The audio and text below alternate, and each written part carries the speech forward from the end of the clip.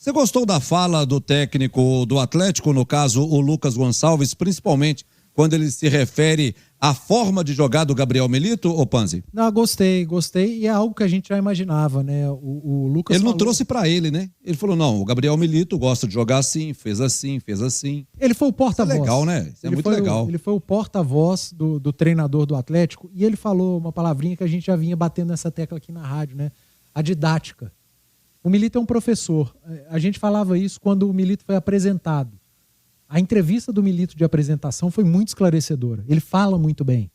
Ele explica muito bem o que ele pretende, o que ele vai, o que ele quis, o que ele gostaria de ter do elenco. Ele explicou muito bem na entrevista.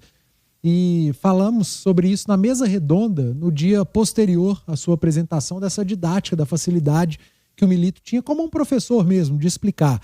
E o Lucas Gonçalves fez questão de destacar exatamente isso na coletiva, da facilidade que o Milito tem de vender a sua ideia.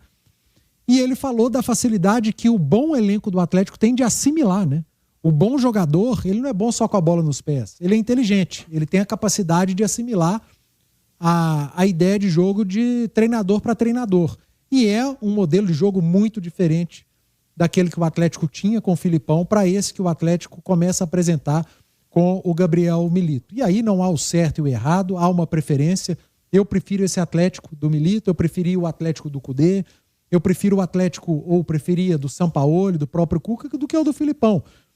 O que não apaga a história do Filipão. O Filipão é campeoníssimo, um dos maiores treinadores da história do futebol mundial, um dos maiores da história do futebol sul-americano e brasileiro, com essa ideia de jogo. Tem bons jogadores em mãos e em outros tempos sabia tirar o máximo desses atletas com o seu modelo de jogo. Algo que aconteceu em determinado momento com esse Atlético, principalmente no retorno do Brasileirão do ano passado, e que não encaixou nesse ano de 2024. O Atlético não conseguiu encaixar no campeonato estadual o que o Filipão queria com esse elenco. E teve dificuldade com o time bom, com o time médio, com o time ruim. Algo que o Milito apresentou um primeiro tempo muito bom diante do Cruzeiro e teve dificuldade na segunda etapa.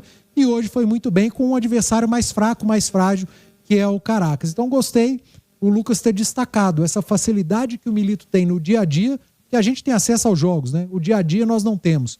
E o Lucas fez a questão de explicar que no dia a dia o Milito tem demonstrado ser um cara com muita didática, muita facilidade de explicar o que quer e que os atletas têm encontrado facilidade também em assimilar.